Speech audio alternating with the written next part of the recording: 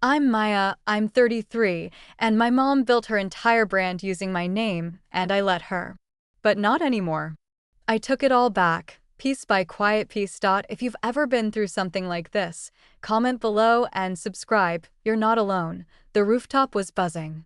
A perfect summer night in Chicago, people laughing around small candlelit tables, the clinking of cocktail glasses, distant honks from Michigan Avenue below. My best friend Marla was halfway through a story about her boss being caught sexting the new intern when I felt the buzz in my purse. I ignored it. Probably another notification from one of the accounts I manage. I'm a digital strategist. Basically, I make other people look good on the internet. It's ironic, I know. Especially given who I used to do that for. The second buzz came a minute later. Then a third. I gave Marla an apologetic look, reached into my purse, and checked my phone. Point 3 emails. Subject: request for comment, allegations involving Valerie Quinn. Subject: urgent, your connection to Valerie Quinn's content. Subject: media inquiry, are you the Maya behind Valerie Quinn's story? I stared at the screen. Marla leaned in. You okay? I nodded slowly, but the truth was I wasn't sure, because in that moment, I knew it was starting. The unraveling.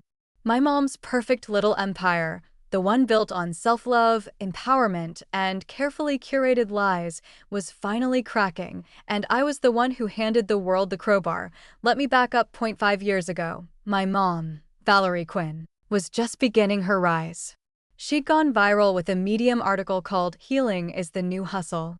A week later, she had a podcast. A month after that, a book deal. She was 53, newly divorced, and completely reborn. Or at least, that's what she told the world. To me, she was still mom.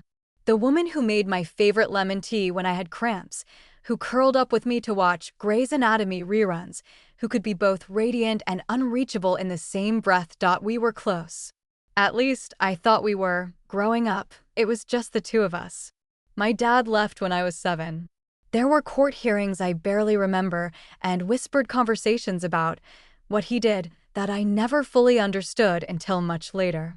Mom shielded me from most of it. Or so she said. I started journaling around that time. First it was just daily updates, had pizza for lunch. Jenny told me my shirt was ugly. But by the time I hit high school, those pages had become sacred. A place to say what I couldn't say out loud. Things like, I still hear Dad's voice sometimes, or I'm scared I'm too broken to ever be okay. When I was 19 and home for winter break, I left one of those journals on the kitchen table by accident. Mom read it. She told me later, with tears in her eyes, that it broke her heart. I believed her. I always believed her. Over the next few years, I shared more. Therapy notes. Writings. Even some poems, which I never showed anyone else. Mom said they helped her understand what I'd been through. That they brought her closer to me. I thought it was healing. Mutual. That we were walking through the pain together. Then, when I was 27, she sent me the manuscript for her first book. I want you to read it first, she said, like it was a gift. I opened the file on my laptop late one night, curled up in bed with my dog snoring beside me. I was proud, excited, until I got to chapter 4. The words felt familiar. Too familiar. After years of confusion and therapy, one client of mine wrote, "Healing isn't about closure. It's about learning to live with a door that will never shut." My throat went dry. That was me. I had written that, word for word, in a letter to my therapist 2 years earlier. I flipped back to the front. The intro talked about composite stories and anonymous clients. But it was me. Over and over again. My metaphors. My pain. My actual phrases, woven through every page like golden thread in a tapestry, uncredited, unacknowledged, repackaged into my mother's voice. At first, I didn't know what to do. I remember calling Marla that night, whispering into the phone like someone might be listening. She used my words, I said. Marla was quiet for a second. Then, "You mean she quoted you?" "No. She used them. She took them. Without asking." The next day, I confronted her. We were sitting at her kitchen counter, drinking the same lemon tea she'd made since I was 13.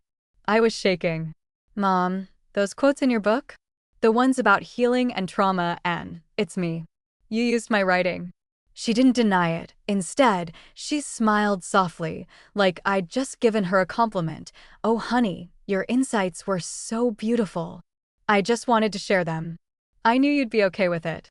I wasn't, but I said nothing. I was so good at saying nothing, and the book?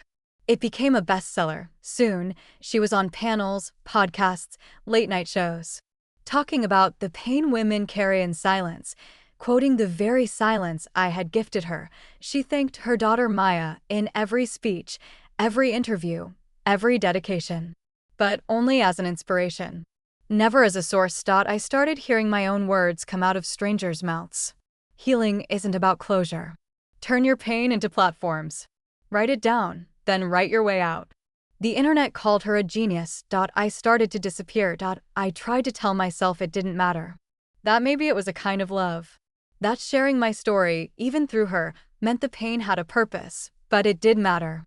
And it wasn't love. It was theft. It took me years to admit that. To say the word, stolen. But once I did, everything started to shift. I started documenting. Every borrowed line. Every journal entry turned into a blog post. Every coaching worksheet that looked suspiciously like one of my old therapy exercises. And slowly, I began to write again, not for her, not in the shadows, but for myself. I started my own blog. Anonymous at first. Then under my real name. My voice. My story. It caught on. People related to it. Not because it was glossy or polished like my mom's content, but because it was raw. Real. Eventually, a small but loyal community formed around my work. Survivors. Writers. Women reclaiming their narratives. I never mentioned her. I didn't have to. And then last month, someone did a deep dive thread on Twitter. Is Valerie Quinn's work based on her daughter's trauma? It went viral. Now the emails were coming in. Questions. Curiosity. Maybe even justice. I didn't know yet if I was going to respond to the reporter. I wasn't sure if I wanted to burn it all down or just quietly walk away with what was mine, but I didn't know one thing. She had taken my name to build her brand, and now I was going to take it back. I used to think my mom was invincible. She had this energy, big, magnetic, impossible to ignore. Even when she was just making breakfast or folding laundry, she filled the room. People loved her. At every parent-teacher conference or school fundraiser, she was the one everyone gravitated toward. Loud laugh. Big hugs. Always a story on her lips. And when I was little, I loved her just like everyone else did, but there was always something off. She could be two completely different people in the same afternoon. She'd braid my hair while humming show tunes and then, 10 minutes later, snap at me for not folding a towel the right way. She could be warm, too warm, and then cold in a way that felt personal. Still, I didn't question it. Kids don't question love. They just absorb it, no matter how twisted. After my dad left, that duality got sharper. On the outside, she was a supermom, working 2 jobs, keeping the house spotless, showing up at PTA meetings with homemade cupcakes. Everyone admired her. But at home, it was a tightrope. If I cried, I was too sensitive. If I stayed quiet, I was withholding. If I asked for space, I was ungrateful. If I tried to set a boundary, not that I had that language back then, she'd find a way to guilt me back into submission. Looking back, I think her love was real. But it was also conditional. It had to reflect well on her. That's what my life always was, a reflection. Even when I was a kid, she'd introduce me with a little smirk. This is Maya, my little philosopher. Always scribbling in her notebook like she's writing the next great American novel. She made it sound sweet, but there was a sharpness under the praise. Like she wanted credit for raising a deep child, but not the responsibility of actually handling my depth. And God, was I deep. I started writing early. Stories, poems, little letters I'd hide under my pillow. After the custody battles, writing became the only thing that made sense. I couldn't trust people, not my dad, not the court, not even my mom, really. But the page? The page held everything. Safely. Honestly. Without judgment. I filled dozens of journals by the time I hit high school. I never planned to share them. They were sacred. Private. Messy and unfiltered and painfully honest, but Mom always had a way of getting inside. She never outright demanded them. She was too skilled for that. Instead, she'd say things like, "You've been quiet lately, Maya. Want to read me something you wrote?" Or, "It would really help me understand you if you let me in a little more." She made it feel like withholding was a form of betrayal. So I let her in. Bit by bit, year by year, I gave her access to the very parts of myself I didn't fully understand yet. I wanted to please her, to connect, to finally be seen, and she did see me in the worst possible way. She didn't see a daughter. She saw content. At 19 when I left for college, we started doing weekly phone calls. I was still deep in therapy then, trying to process the trauma, the anxiety, the insomnia. Every week I'd share something new I'd learned about myself, something raw and difficult. And every week she'd say, "God, that's so powerful. I wish more women could hear that." I thought she meant it as a compliment. It wasn't until later, much later, that I realized she was cataloging me, turning my pain into punchlines, taking my revelations and shaping them into slogans. I was her unpaid R&D department, and I didn't even know it. When she started her blog, I was proud. Honestly, I thought it might be good for her. She'd always loved giving advice. And I thought maybe finally she'd found her own healing path. I remember editing her first few posts, helping her with the formatting, teaching her how to schedule content. It was our little project. A bonding experience, she called it. I never guessed what it would become. That blog, the Valerie Voice, took off fast. She had the look, the story, the sparkle. A 50-something divorcee reinventing herself as a spiritual powerhouse? People ate it up, and the more she grew, the more she leaned on my words. At first, it was subtle. A metaphor here. A phrase there. Things I'd said offhandedly in conversation. Then full paragraphs began to appear in her newsletters, lifted from emails I'd sent her after therapy sessions. I confronted her once. I remember it so clearly. I was 24. We were having lunch in Andersonville, at that cute vegan place she liked to post about. I had just read one of her blog posts. It was basically a transcript of a fight we'd had, reimagined with her as the brave truth-teller and me as the emotional mess who learned a valuable lesson. I told her it felt invasive. That it wasn't okay. She just blinked at me, completely calm. "Sweetheart, everyone draws from their life. You're a part of mine. But you're telling my stories," I said. "Things I shared with you in confidence." She smiled. "Maya, you don't own pain." I swear to God, that's what she said. "You don't own pain." And that was the moment something cracked in me. Not big enough to walk away, not yet, but enough to make me start paying attention. From there, it only escalated. When her first book came out, I skimmed it like someone reading a diary that had been rewritten by a stranger. Familiar, but twisted. Pretty sentences that sounded like mine. Painful memories I hadn't told anyone else. And yet, when I brought it up, she brushed me off. "You're being dramatic," she said. "It's not like I used your name. Besides, it's helped people." That was always her favorite shield, helping people.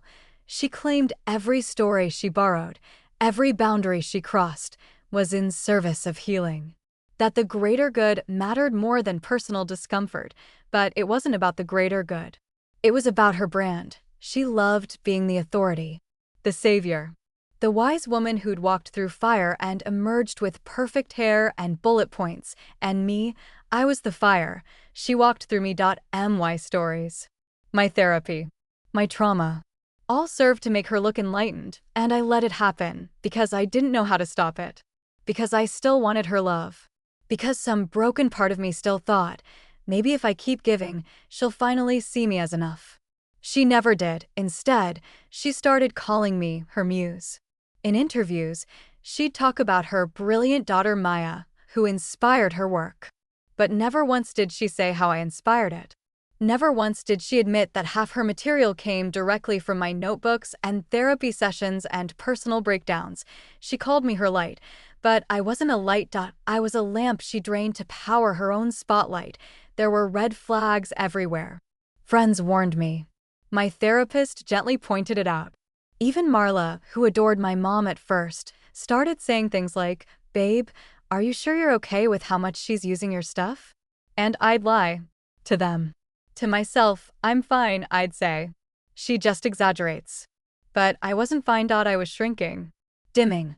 The final straw came 3 years ago when she landed a major TED Talk. It was called Reclaiming Yourself, Turning Pain into Power. And half the speech? Word for word, lifted from a letter I wrote during my darkest depressive episode, a letter I had once read to her while crying on the bathroom floor, hearing those words echoed on a global stage. I can't describe the nausea, the betrayal.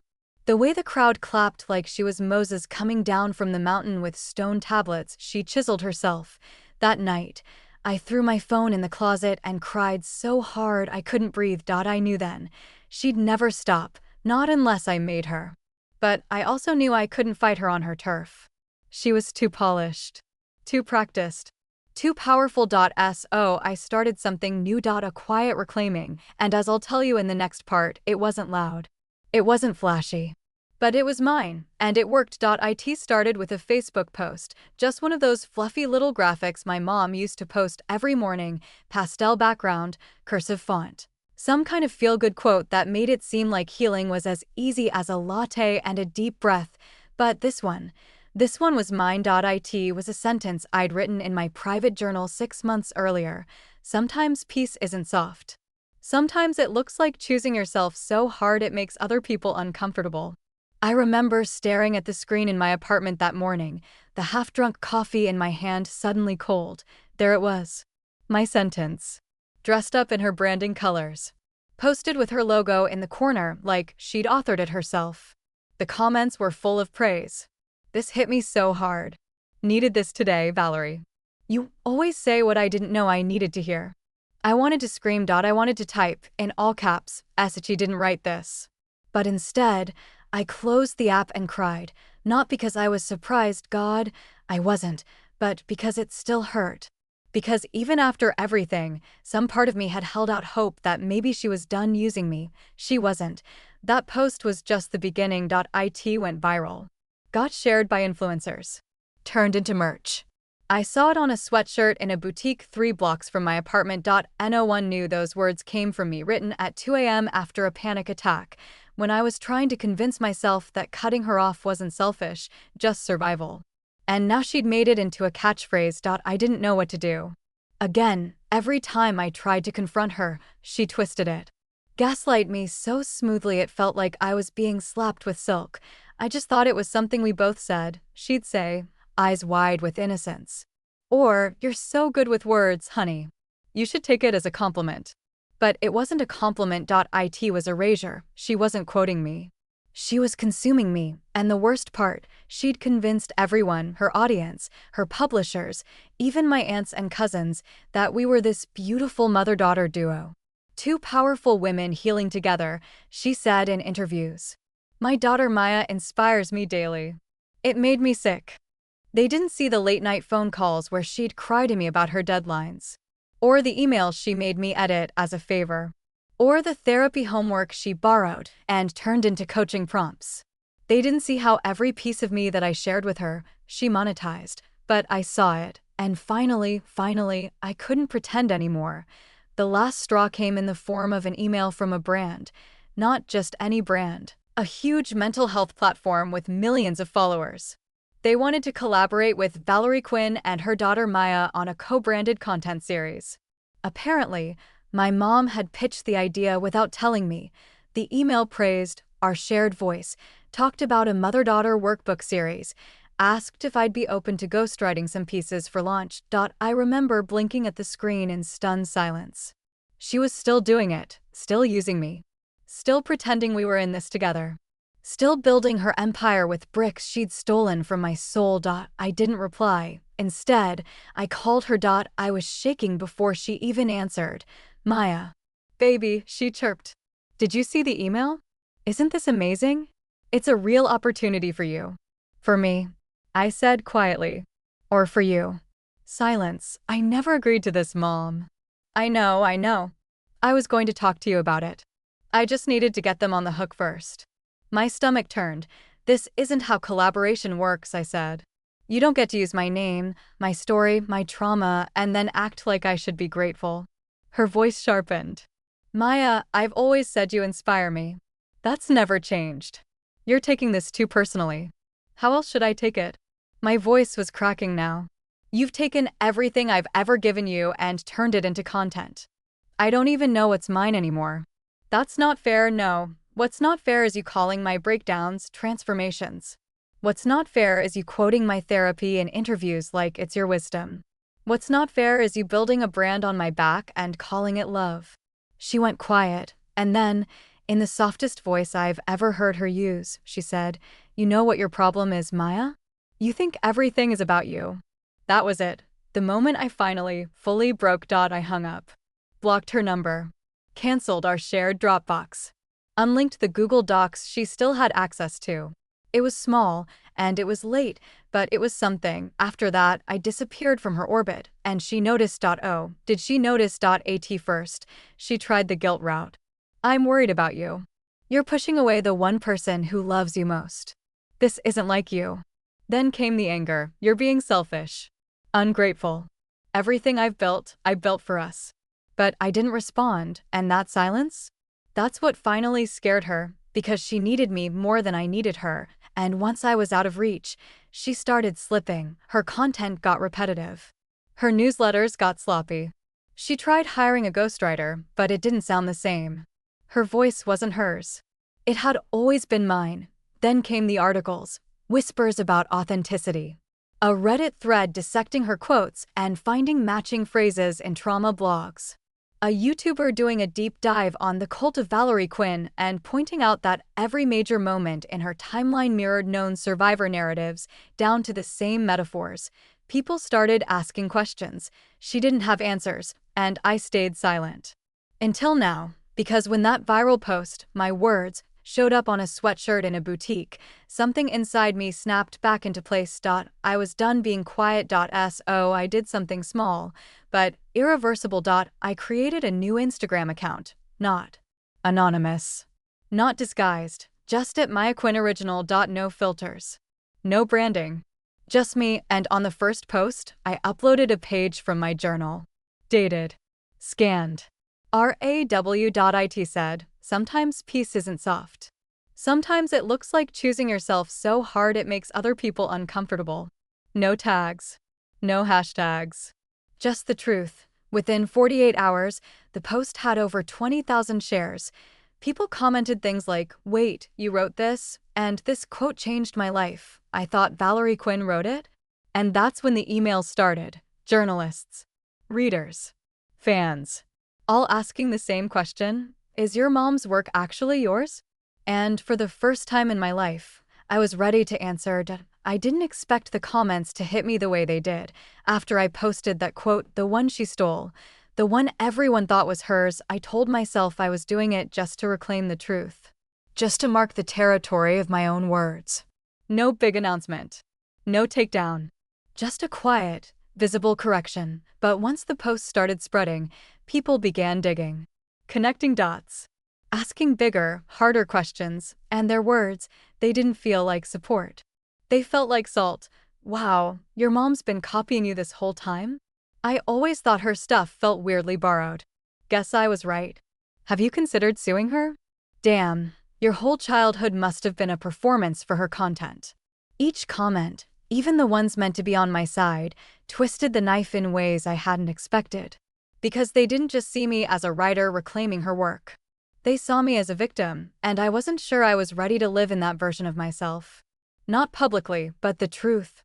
That's exactly what I was. A victim of emotional theft. Of parental exploitation. Of love that came with strings so fine I didn't see them until they were wrapped around my throat. I didn't sleep much that week. I'd lie in bed, staring at the ceiling, feeling all the old feelings rise again. The gaslighting, the self-doubt, the ache of constantly needing to prove I was real. Not just a reflection of her. Not just a prop in her carefully staged life. I'd read the comments on my post over and over. Some kind. Some skeptical. Some cruel. And I'd hear her voice in my head, whispering the things she used to say when I pushed back. Why are you always so dramatic? Why can't you just be happy for me? You know, no one else would put up with you. She never screamed those things. She said them softly. Sweetly. Like a lullaby laced with cyanide, And for so long, I believed them. Even now, at 33, I still had moments where I'd look in the mirror and wonder if maybe I was the problem. Maybe I had overreacted. Maybe I was being cruel. Maybe I should have stayed quiet. Then one night, about a week after the post, I got an email from someone I hadn't heard from in years. Subject line: "You probably don't remember me, but..." It was from a girl named Alia. She was in one of the healing circles my mom used to host in our living room back when she was first launching her brand. I was maybe 24 at the time.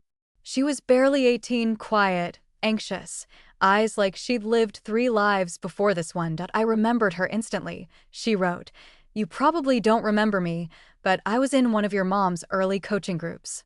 I always remembered you. You were kind. You asked me if I was okay when no one else did. Anyway, I saw your post. I've known for a long time that your mom was using your story. I didn't know how to say it back then, I was too scared. But I just wanted to say I see you. And I believe you. Also, this probably doesn't matter, but she used one of my letters, too. Something I wrote during our sessions. I recognized it in her second book. Word for word. I thought maybe it was just me. Now I know it wasn't. I read the message 5 times, and then I burst into tears. Not because of the betrayal, I already knew that. But because suddenly, I wasn't alone in it. It wasn't just my pain. My story. My theft. She'd done it to others. Alia's email cracked something open inside me. And in the next few days, more messages trickled in. Quiet little confessions from women who'd been in those circles, who'd shared journal entries, therapy insights, private stories. All of them said the same thing: I didn't know she was going to publish that. Or, I didn't give her permission. Or, I thought I was crazy for recognizing my own words in her voice. Each message was a brick. And by the end of that week, I had a whole damn wall. I couldn't pretend anymore. I wasn't just healing in private. I was part of something bigger. Something systemic. Something exploitative that wore self-help like a mask. So I did something I hadn't done in years. I booked a therapy session with a new therapist, someone with no connection to my mom, no awareness of her books or her brand. I needed someone objective. Someone clean. Her name was Dr. Elaine. Mid-40s, sharp eyes, soft voice. The kind of person who could look at you for 5 seconds and already know what you were trying not to say. She started with the usual questions. History, family, trauma, and then she asked, "When did you first learn it wasn't safe to have your own voice?" I choked, because no one had ever asked it that way, and the answer poured out like water from a cracked dam. I told her about the journals, the quotes, the books, the Instagram posts, the client stories that were mine, the phone calls that always ended with me feeling like I was losing my mind. The way I started to question if I even existed outside of her narrative, and I told her about the messages, the other women, the silence, the shame. She listened. She didn't interrupt. And when I finally finished, she said something I'll never forget. "Maya, your mom didn't just use your story. She taught you to believe that letting her use it was the price of love." I sat there in stunned silence, my heart beating so loud I could hear it in my ears. She was right. That was the cost. That was always the cost. Be vulnerable, but only if it helps her. Be honest, but only if it elevates her. Be loyal, even when it hurts you, and most of all, don't tell people what really happened. Don't break the image. Don't expose the truth. But I had told. Even if just a little, and now I was ready to tell more, because once you realize love shouldn't hurt like this, shouldn't strip you down, repackage your pain, and sell it as wisdom, you don't unlearn it, you rise. That night, I sat on the floor of my apartment with a mug of peppermint tea and started drafting something I never thought I'd write, an open letter, not a smear, not a scandal, not revenge, just truth. My truth. It started like this asterisk. My name is Maya Quinn, and for most of my life, I was my mother's muse. Her story, her source, her silence. I gave her everything: my journals, my wounds, my therapy, and she turned it into a brand. I didn't consent. I didn't agree. And I didn't realize how deep the damage was until I watched my own words become merchandise. This isn't a cancellation. This isn't hate. This is reclamation. I'm not trying to destroy her. I'm just finally choosing me. Asterisk, I cried the entire time I typed, and when I finished, I didn't hit publish. Not yet. I saved it, sat with it, let the weight of it settle into my bones, because I knew, once I released this, I couldn't go back, but I also knew something else, something so clear it made my hands stop shaking for the first time in days. She didn't own me anymore, not my voice, not my past, not my future. I was no longer her content. I was my own story. The night I decided to publish the letter, it was storming, actual storm, thunder cracking over the skyline, sheets of rain sliding down my apartment windows. The kind of weather that made the city feel small and cinematic. Fitting, I guess. The perfect backdrop for something that had been building inside me for over a decade. I sat at my desk with my laptop open, the letter glowing on the screen like a dare. I had rewritten it 6 times over the past 2 days. Cut this. Add that. Make it softer. Make it sharper. Every sentence felt like walking a tightrope between clarity and retaliation. I didn't want to ruin her. I didn't want to ruin myself either, but I did want to stop disappearing. So I added one final paragraph. If you recognize my voice in her work, you're not wrong. If her story sounds familiar, maybe it's because it was never just hers to tell. This is mine. And I'm taking it back. Then I closed my eyes, took one long, shaking breath, and hit post. I published it on Medium. Under my real name. With a photo. No hiding. No pseudonyms. I was done with anonymity. Done being a ghost in my own life. I thought I'd throw up after I did it. Thought I'd spiral, panic, maybe even regret it, but the second it was live, I felt light, like I'd set something down that I'd been carrying for way too long, and then the comments started. At first, just a few. This broke me. Thank you for writing it. I've been following your mother for years. I always felt something wasn't quite right. Your courage is staggering. I hope you know how much this matters. Then it picked up. Retweets. Shares. Screenshots. Screenshots of quotes she'd used being laid side by side with pieces of my letter. TikToks dissecting our voices, our syntax, our timelines. It wasn't just going viral, it was igniting something. A wave of women started coming forward. Not just her clients. Not just the ones who'd messaged me quietly. But strangers. Writers. Daughters of narcissistic mothers. People who had lived through emotional theft and public betrayal. They started using the hashtag my story is mine, and that's when I realized I hadn't just published a letter. I'd started a reckoning. I didn't hear from my mom for 3 days. Not a text. Not a call.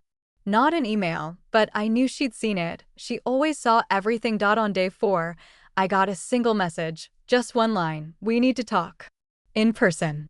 I stared at it for a long time. My therapist had warned me this might happen, that once I took back power, she'd come for it. That narcissists don't handle exposure well. That there'd be charm, then guilt, then fire. But I agreed to meet, not because I wanted closure, but because I wanted to see, with my own eyes, what power looked like on the other side of silence. We met at a cafe halfway between our apartments. Neutral territory. She was already there when I arrived, sitting at a corner table, wearing her signature cream blazer and too much perfume. Hair perfect.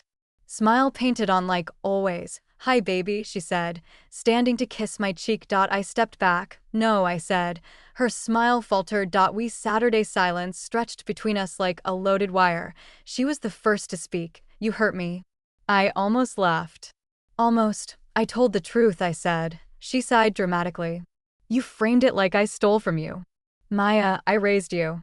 I was there for every breakdown, every therapy appointment, every journal entry I let you read, thinking it would help you understand me. I interrupted. "And instead, you copied them into your goddamn keynote speech." She blinked. "You think this is about copying?" "It's about consent," I snapped. "It's about boundaries. It's about how you used my life like it was a sandbox for your brand." "Maya," she said, lowering her voice to that soft, calculated register she always used when trying to play victim. "You knew I was writing those books. You saw the outlines. You helped me edit the second one, because I was still trying to earn your approval," I said. "Because I didn't know how to say no to someone who told me her love depended on my obedience." Her eyes flashed. There it was, the real her. "Do you know what you've done?" she hissed. "You've humiliated me. Do you understand the damage this could cause? You mean to your image? She didn't answer, just sat there, seething beneath the calm. I leaned forward. For once, I said, I want you to really hear this. You didn't create me. You didn't nurture my voice. You took it. And now I'm taking it back. That's not betrayal. That's survival. She sat frozen for a second. Then she leaned in, low and cold. If you think the world is going to keep rooting for you once they get tired of this little drama, you're delusional. And that was the moment I knew I'd won, because the mask slipped. She couldn't hold the performance anymore. Not when I wasn't playing my part. I stood up slowly. I'm not playing small for you anymore. She looked up at me like I'd slapped her, and I walked away. I walked out of that cafe with my spine straighter than it had ever been in her presence, and I didn't look back. The next week was chaos. My Medium article got picked up by a major online magazine. They offered me a regular column. Not some revenge piece. An actual space to write my own name, my own words, my own narrative. A small publishing house reached out about a book deal, not a tell-all. A collection of essays on reclaiming your voice. My voice, not hers, and the biggest moment, a podcast I loved, one that had once interviewed her, invited me on, not to rehash the drama. To talk about boundaries. Voice. Recovery from maternal narcissism. I was terrified, but I said yes. And when I sat in that studio, mic clipped to my collar, heart pounding in my chest, the host asked me, what would you say to the version of yourself who is still giving everything away? I didn't hesitate. I'd tell her she doesn't have to bleed to be loved. My mom didn't fade quietly. She never would. There were statements. Subtweets. A very polished video about miscommunication and misunderstanding. She tried to spin it, said she had always honored her daughter's story, that the internet was twisting things, but people weren't buying it anymore, because the shine was gone. The voice didn't sound real anymore, and mine was just getting started. I didn't expect her to unravel so fast. For someone who built a whole career on curated calm, my mother cracked like glass under a spotlight. It started subtle. Her once flawless Instagram captions became erratic. Misspelled words. Off-brand hashtags. Long-winded tangents that felt more like desperate explanations than inspiration. One day it was a quote about self-forgiveness. The next, it was a veiled jab about betrayal dressed as bravery. I didn't respond. Not publicly. Not privately. I was done dancing in her shadow, but she wasn't done trying to pull me back in. Emails. Calls. DMs from burner accounts. I blocked them all. Then she started reaching out to people around me. Marla texted me. Your mom emailed me. She said you're not well and asked if I'd check in. My cousin sent me a screenshot of a message. I'm worried about Maya. She's being manipulated by internet fame. You know how unstable she's always been. She wasn't trying to win me back anymore. She was trying to discredit me, and that's when I realized I wasn't the only one watching her come undone. Her followers were, too. Comments started shifting under one of her videos about owning your truth. Someone wrote, "Is this the same truth your daughter says you stole?" Another post, a neatly posed photo of her holding a mug that read "Healer," had a comment that read, "Healers don't need to silence the people they hurt." I didn't say a word. I didn't have to. Truth has a way of echoing without a microphone. And yet, even as she crumbled, part of me grieved. I know how that sounds. But it's true, because I wasn't just watching a fraud be exposed. I was watching my mother, the woman who made my birthday cakes from scratch, who stayed up with me during panic attacks, who taught me how to parallel park, lose the thing she loved most, control. That kind of grief is complicated. It doesn't come with flowers or casseroles. It comes with long showers, where the steam hides your tears. It comes with dreams where she's holding your hand again, and you wake up angry that it still feels like comfort. But in the middle of that grief, something else began growing. A kind of courage I didn't know I had, because for the first time in my life, I wasn't scared of her anymore, and that terrified her. It got worse the week the podcast aired. I had agreed to do the interview a month earlier. At the time, I thought maybe a few thousand people would hear it. I figured it'd be a good way to close this chapter. Tell the truth one last time, then move on. But I underestimated how many people were listening. The episode was called Mothers in Mirrors, when the person who raised you takes your voice.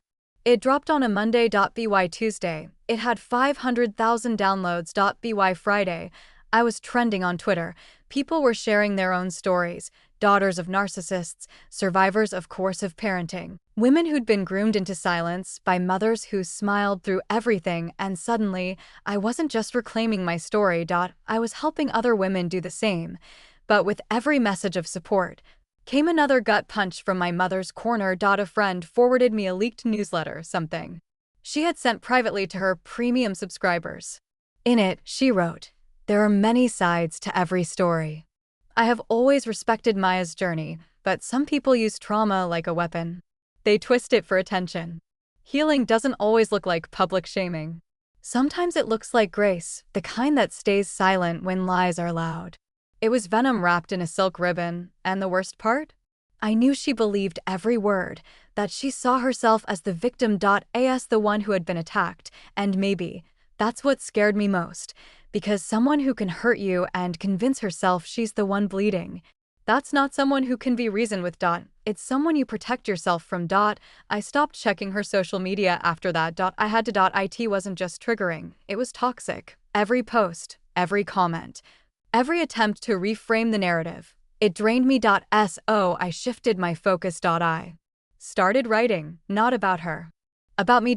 I went back to my roots, essays, poems, even a few short stories, and something amazing happened. People read them, shared them, responded to them, not because I was someone's daughter, not because of drama, but because they were good. It felt like breathing again, like being seen for something I created, not something I survived. The publisher who had originally approached me circled back. "Would you consider expanding this into a memoir?" they asked. I hesitated, because what if it made things worse? What if it gave her more ammo? What if it made people think I was milking the pain? But then I remembered something my therapist said: telling your story isn't exploitation. It's reclamation, especially if someone else has told it for you. So I said yes, and just like that, I was writing a book. That's when she showed up, uninvited. On a Sunday morning. I was wearing sweatpants, messy bun, teeth unbrushed. There was a knock at the door, and I opened it without thinking, and there she was, holding a small Tupperware container like this was 2005, and I'd just broken up with my college boyfriend. "Maya," she said softly, "I brought you those lemon squares you love." I stood frozen. "No," I said. "You don't get to do this. Just hear me out." "No," I tried to shut the door. She caught it with her foot. "Please," she whispered. I'm losing everything. They've canceled my retreat. My publisher dropped me. I haven't slept in days. That's not my fault. I know. I need you to stop." The words were so familiar, so backwards. "I'm not doing anything to you," I said. I told the truth. "But it's destroying me." "No," I said. "You're destroying yourself." I just stopped cleaning up the pieces. She started crying. Or at least, I think it was crying. Her face crumpled, her voice broke, but the tears never came. "I thought we could fix this," she said. "There's nothing to fix," I said. "You broke something. And I'm not taping it back together so you can keep pretending it wasn't your fault." Her hands dropped to her sides, then she looked up at me, really looked, and for the first time in my life, I saw it. Not power, not cruelty, fear, pure, desperate fear, because I wasn't hers anymore, and she knew it. I stepped back. "Don't come here again." And this time, I shut the door all the way. After that, things shifted. She stopped posting, deleted comments, quietly took down some of her older blog content. Her name stopped trending. People moved on, but I didn't, because I wasn't done yet. I had a book to finish. A voice to sharpen. A life to build, one where I didn't flinch at the sound of her name. And for the first time in my adult memory, I felt something unfamiliar. Not peace. Not yet, but power. The real kind. The kind you don't need to advertise. The kind that comes from finally standing in your own name without asking for permission. I wasn't trying to go viral again. I swear I wasn't. I didn't plan it. I didn't even post it. It was a clip from the podcast, the one I recorded months ago, the one I nearly talked myself out of doing. Someone had pulled a 38-second snippet from the interview and uploaded it to TikTok. Just me, sitting in that studio, calmly saying, "My mother used my trauma to build her brand." And when I finally said no, she called me ungrateful. But I wasn't ungrateful. I was done being her product. That was it. That clip exploded, and not just in the way stuff normally explodes online. This wasn't 15 minutes of buzz. It was a firestorm. People started stitching it, commenting, telling their own stories, tagging other creators. It hit 2 million views in less than a week, and then someone sent me the article, Wellness Guru Valerie Quinn Faces Mounting Accusations of Ethical Misconduct. It was on the front page of a major online magazine. The kind with real journalists and fact-checkers and a readership that stretched beyond Twitter. The piece was brutal, but Fair.it laid everything out. The evidence of lifted quotes, the coaching clients whose stories were repurposed without consent, the internal emails from a ghostwriter she'd fired when they refused to plagiarize. It quoted my Medium article, referenced the podcast, and even mentioned the hashtag #MyStoryIsMine. It didn't just tell the story. It exposed the system, and for the first time, my mother's name wasn't being whispered with AWE. It was being questioned, and she knew it. I got a call from her former publicist 2 days later. "I'm not representing Valerie anymore," she said bluntly. "But I thought you should know, she's planning a response video." My stomach turned. "She's what?" She says it's time to tell her side. Says you've blown things out of proportion. Of course she does, because that's what she always does when control slips. She reaches for the camera. I hung up and waited. Sure enough, 3 days later, the video dropped. A 12-minute, softly lit monologue posted on her YouTube channel titled, When Family Wounds Go Public. I couldn't bring myself to watch it live. Marla did. She texted me in the middle. "Babe, it's unhinged." She's crying in front of a fireplace. Eventually, I did watch it. Alone, headphones in, stomach twisted. It was everything I expected and worse. She didn't say my name, of course. She never does. But she hinted at everything. "There are times in life," she said, blinking through dry tears, "when someone you love deeply begins to believe a version of events that just isn't true. And all you can do is pray for them. Hold space. And try not to let their pain destroy the light you've built." She talked about sacrifice. About creating a platform that inspired millions. About being misunderstood by those closest to you. She ended with a quote, one she said she'd written in her journal after a particularly painful therapy session: "Peace doesn't require explanation. Only truth." I paused the video because I'd written that line in my sophomore year of college. It was in a letter I never sent her. A letter I printed and folded into my journal because I was too afraid to give it to her in person. She must have found it when she visited my dorm. Or later, when she helped me pack. My hands were shaking. This woman had just made a 12-minute video about me, about her version of me, and ended it with words I wrote, again, and that's when something in me shifted from grief to fury. Not the loud, messy kind, the clear, focused kind. I pulled up my notes app and typed one line.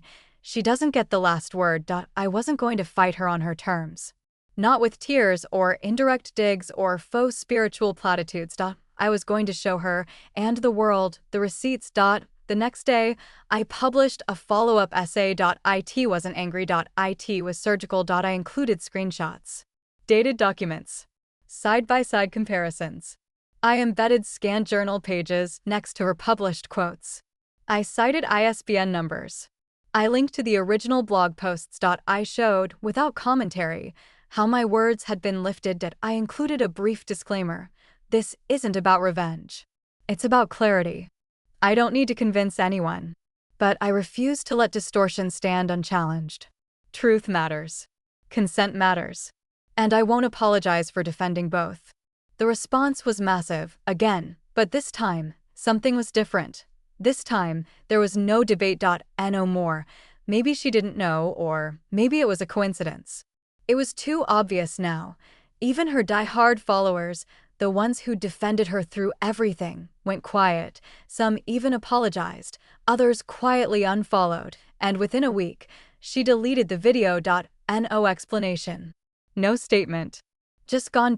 I thought I'd feel triumphant. I didn't. I felt hollow, because even when the truth wins, It doesn't erase the wreckage. It doesn't give you back your childhood. It doesn't fill in the blanks of every conversation where you bit your tongue because you were afraid of being called too much. It doesn't hug you when the world finally says, you were right. It just is. That's the thing no one tells you about exposure. The spotlight doesn't always feel warm. Sometimes it's just bright enough to show you the bruises, but it also shows you the exits. And for the first time, I saw mine. The book deal was moving forward. The publisher wanted to shift the direction slightly, not just a collection of essays, but a narrative arc. A journey. From silence to voice. From object to author. I said yes, because that was the truth now. I wasn't someone else's daughter anymore. I was my own storyteller. And no matter what she did, she couldn't take that from me again. Not ever. The day after my second essay went viral, I woke up to 3 missed calls from my aunt, a voicemail from an old family friend, and a dozen unread messages from strangers with names I didn't recognize. My hands trembled as I held my phone. There was no part of me that craved this. I didn't want to be a symbol. I didn't want to be famous for my mother's destruction. I just wanted peace, but I was learning that sometimes peace doesn't come quietly. Sometimes it arrives like an earthquake, leveling everything so you can finally rebuild. The internet had officially turned on her. I didn't cheer. I didn't screenshot the tweets. I didn't even read the threads. I knew what they said. I knew what it looked like to watch someone once called a healing visionary now be called a fraud, a narcissist, a manipulator, and as much as part of me wanted to yell, see. I wasn't crazy. The bigger part of me just felt tired. Because the thing people don't understand about public vindication. It doesn't make up for private abandonment. It doesn't hug you during the panic attacks at 16 when you're crying over something your mother will later blog about for clout. It doesn't sit next to you at Thanksgiving when your whole family is talking about how inspiring your mom's latest interview was, never realizing she's quoting your journal word for word. It doesn't erase the hollowed-out parts of your childhood. And it sure as hell doesn't erase the loneliness. Because here's the twist no one sees coming in these kinds of stories. When the villain falls, the hero is still alone. My aunt's voicemail was short. Hi, Maya. Just saw the thing. Valerie hasn't returned my calls. I don't know what to say. I hope you're okay. Please call if you need anything. I didn't call her back. She'd known. Maybe not the full scope. But enough. They all did, and still, they watched her rise. Still, they clapped when she won awards for authentic storytelling. Still, they bought the books. Still, they reposted her quotes. I wasn't mad at them. I was done being mad. I was just done. Later that week, I met Marla for coffee. We sat by the window of a little place we used to go to in college, back when life was simpler, when content was something you wrote in notebooks, not contracts. She slid a pastry across the table. I got your favorite, she said. Even though you'll only eat 3 bites and then claim you're full. I smiled. You're not wrong. We sipped our drinks for a while in silence. Then she looked at me, really looked. How are you, really? I took a breath. I feel like I just escaped a cult, I said. And no one told me I'd have to grieve the loss of the worship. She blinked. Damn. Yeah. Do you regret it? I didn't answer right away. Did I regret telling the truth? No, but did I miss the illusion? Sometimes, yes. There were moments, rare ones, but real, where my mother made me feel invincible. When I was little, she used to whisper, "You're my miracle girl. Everything good in my life came after you." I clung to those moments. Even when the rest of her love came with strings and small print, I kept those memories like pressed flowers, fragile but cherished. And now they felt like fiction, beautiful lies told to keep me close. I regret not doing it sooner. I finally said. I regret how long I let her tell my story before I realized I could write my own. Marla reached across the table and squeezed my hand. That's the most Maya thing you've ever said, she whispered. And also the most badass. That night, my mom called, from a new number. I almost didn't answer, but I did, because part of me still wanted to hear what she'd say. Hello. I said quietly. There was a pause. Then her voice, rawer than I'd ever heard it. Why are you trying to ruin me? I closed my eyes. I'm not. You don't understand what you've done. I do, I said. I've stopped lying. To strangers. To myself. She exhaled sharply. You're going to destroy everything I built. You built it on me. She didn't deny it. She didn't say anything, just hung up. That was the last time I heard her voice. In the weeks that followed, things quieted. Her brand crumbled. Sponsors dropped her. Retreats were canceled. Her podcast stopped updating. And then, just like that, she vanished. The accounts went silent. The website came down. The email list stopped. No goodbye post. No final quote. Just digital dust. Part of me expected her to rise again, rebranded, reworded, reinvented. But she didn't. Maybe she couldn't. Maybe, for once, she had no one else's words left to steal. And me. I kept writing. I finished the book. Every chapter hurt. Every memory cost me something. But when I sent the final manuscript to my editor, I felt something I hadn't felt in years. Whole. Not healed, but whole. At the book launch, Marla made me wear lipstick. She said it was time I let people see me glow. The event was small, indie bookstore, maybe 40 chairs. But it was packed. People stood in the back. Sat on the floor. I read an excerpt from the final chapter. The one where I talked about learning to mother myself. She taught me what a voice could do, but I taught myself what it should never be used for, and maybe that's the story now. Not about her, but about me. Not a daughter's silence. A woman's beginning. There were tears, hugs. A line for autographs that looped around the back wall, and at the very end, a woman maybe 10 years older than me stepped forward, holding my book to her chest. Her eyes were red. Her voice shook. I didn't know this kind of story was allowed to be told, she whispered. It wasn't, I said. Until we told it. She nodded, and that's when I knew. The fallout wasn't the end. It was the clearing. The scorched earth where something new could grow. There's something no one tells you about surviving someone like her. You don't get a clean ending. No final scene with dramatic music and tidy dialogue. No handshake. No, I'm sorry. No fade to black, just silence. Absence. A version of peace that feels hollow at first, like walking through an empty house you used to live in. Familiar, but ghosted by memory. It's been 8 months since I heard her voice. She never apologized, not once, and I've stopped expecting her to, because I've learned something I had to bleed to understand. Closure doesn't come from them. It comes from us, from choosing to live, fully and freely, in a story we write ourselves, and I am finally living mine. The book came out 2 months ago. It hit the bestseller list in its second week. That still doesn't feel real. I cried the first time I saw it in a bookstore. Just stood there in front of the shelf, running my fingers over the cover, my name, clean and centered, and felt a wave of something I couldn't quite name. It wasn't pride. Exactly. It was reclamation. Proof that I exist beyond her. Proof that I have a voice that doesn't require permission. My editor sent me a text that morning. It's yours now. No one can take it. And for the first time in years, I believed her.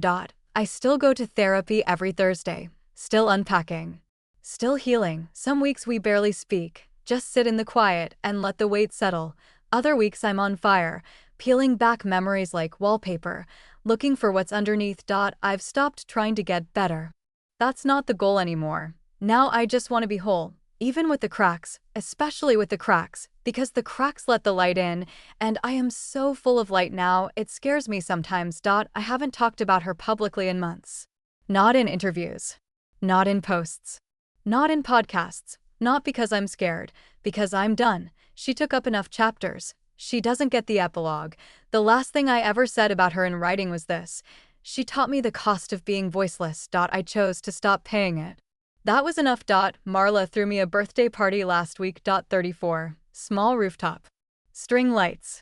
Music too soft to dance to but perfect for swaying with a glass of wine in one hand and laughter in the other. I wore a dress I wouldn't have dared wear a year ago. Bold color, open back.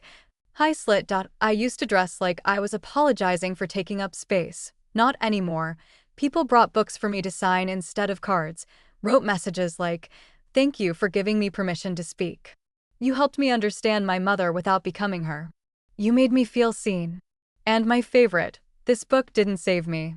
But it reminded me I was worth saving. I cried, not because I was sad, because it felt like coming home to a version of myself I thought I'd lost forever, and she was still there, wiser now. Softer in the right places. Sharper where it counts. But still me. I live in a new apartment now, smaller than the last one. But it's mine. No memories hiding in the corners. Just white walls I'm slowly filling with color, art, books. Photos of people who don't demand silence from me. My desk faces a window. I write every morning for 2 hours, even when I don't feel like it. Especially when I don't feel like it. Because writing isn't just a job for me anymore. It's a promise. To never disappear again. To never let anyone else narrate my life. To never confuse performance with power. To stay awake inside my own story. I still get emails from women like me. Some are quiet. Just a thank you and a signature. Others are long, detailed, spilling with pain and poetry. I read every one. Some nights I cry for girls I've never met. Other nights I write back with 2 words, me too. Because that's what we need, more than advice, more than answers. To know we're not alone, that someone else survived the same fire and lived to light candles with the embers. People ask me sometimes if I've forgiven her, and here's the truth, I don't know. Maybe I will. Maybe I already have, in ways I don't realize yet, but I don't owe her that. Forgiveness isn't a performance. It's not a milestone. It's not the price of healing. It's a door you can walk through or not, and you still get to live on the other side. I'm living. That's enough. Sometimes I still hear her voice in my head, not the cruel parts, the ones that felt like love. You're my miracle girl. You're going to change the world. For a long time, I thought those words were poisoned. Now I think maybe they were true. She just couldn't bear to let me do it on my own. But I am, and I will. There's a quote I come back to often, not one of hers, not one of mine. Just something I found scrawled on the wall of a bathroom stall in a bookstore in San Francisco. We are the daughters of the women who could not speak, and now we don't shut up. I think about that quote when I'm scared, when I'm small, when the old guilt creeps in, and I whisper it like a prayer, because that's the legacy I'm building, not one of silence. Not one of shame, but one of thunder. I'm Maya Quinn. I'm 34 years old. And this is the first story I've ever told that belongs completely to me. Thank you for listening. Thank you for believing me. Thank you for seeing me.